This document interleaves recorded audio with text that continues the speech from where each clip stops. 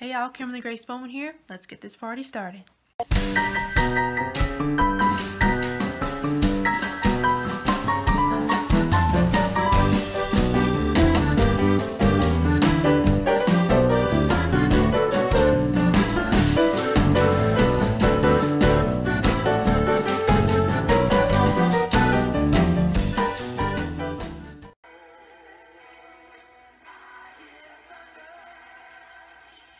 And y'all caught me.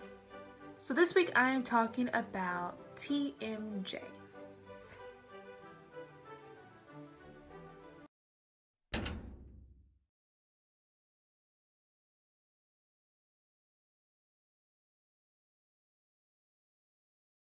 Meanwhile, these are 10 things that only TMJ peeps understand. Number 1, cringing when you watch someone eating a very large hamburger. You know those commercials where the person on the screen has this big juicy sandwich and they turn around, and I'm not going to illustrate it, but they open their mouth so wide and the juices are oozing everywhere. Yeah, that's cool to some people, but for us with TMJ, that's just like a horror movie. I mean, just it's not fun to watch. Number 2, the grocery store gamble. You're standing there in the grocery store staring at steaks. This may be the tenderest, most juicy steak in the world, or it could be the toughest piece of shoe leather ever existed. So I can buy it and take a chance. Most people, if it's tough, they just, eat it, whatever, fine. But, it could be detrimental for us with TMJ. So, you kind of like, it's a gamble. Do I buy it or do I not? Will it be tender? Will it won't? Those questions enter your mind all the time. Number 3, trying new foods. In general, I am pretty open-minded. But when you do try new foods, it does in your mind, will this hurt me? Will this... It's just a gamble. It's almost related to the previous one, not knowing whether or not you could trust that your jaw will not stretch or pop or expand out of its proper joint. I mean, it's just that gamble, Number 4, menthol rubs. Anytime it's feeling a little sore on the cheek or right here, just rub it on, and this peppermint oil ooze just makes your day and just eliminates all the soreness, and you feel this heavenly menthol just wipe away the pain. I say pain with it. For me, it's not really pain as much as it is just soreness, because I've experienced the pain in the past, and that ain't funny. I mean, you're like crying, take me to the chiropractor now. I don't care if I'm in my jammies and underwear. Okay, that may be stretching it. So, menthol rubs. They're wonderful. I just got a tip for y'all. Don't get it too close to your eye. Trust me, don't go there. Number 5, nervous yawning. When you want to yawn and you feel it coming and you just want to open your mouth and let it go, but it may hurt, or you may hurt your jaw, and you're just kind of like nervous yawning, like, because you don't want to open your jaw too wide. Number 6, refusing gum all the time like you're on diet. It's true. People TMJ, gum is not a good thing.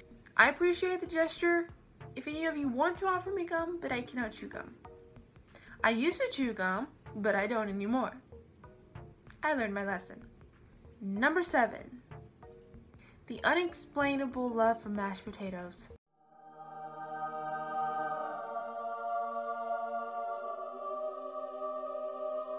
Mashed potatoes is something everyone eats, and it's something I can stick in my mouth and enjoy so much and not even have to worry about it bothering me whatsoever.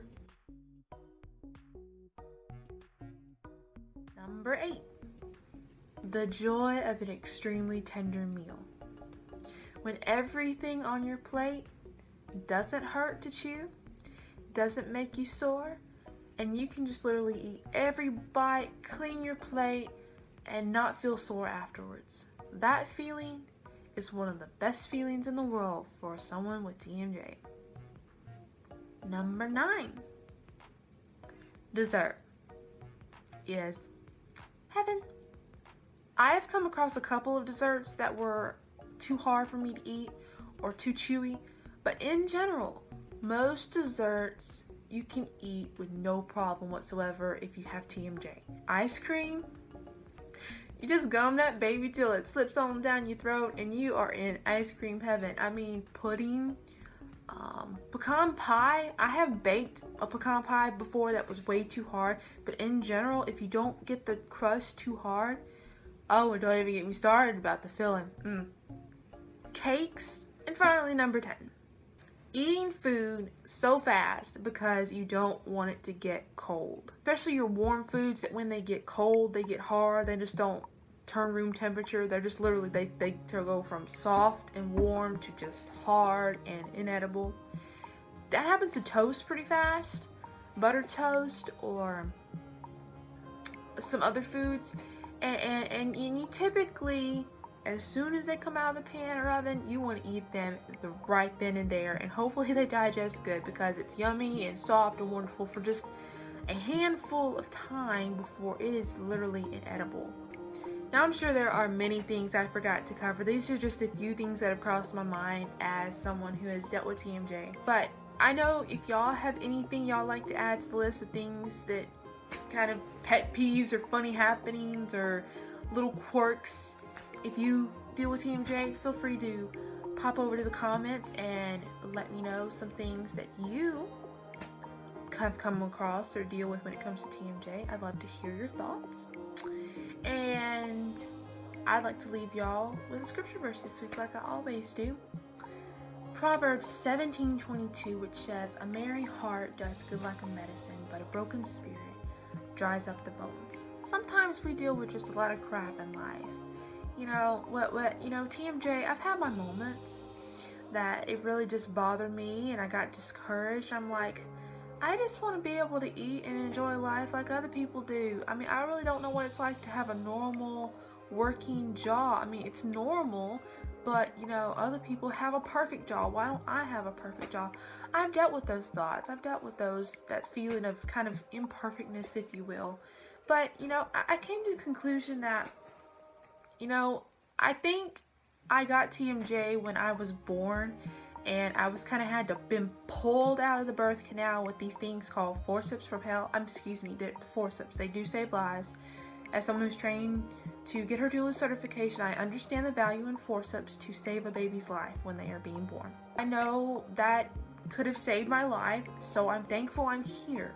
I'm not gonna let something this small or insignificant get in the way of having a wonderful life and doing things that I love to do, but just to choose joy.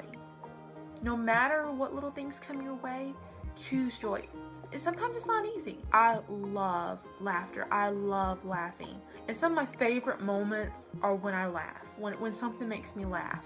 And when you laugh, you forget your problems for a little while.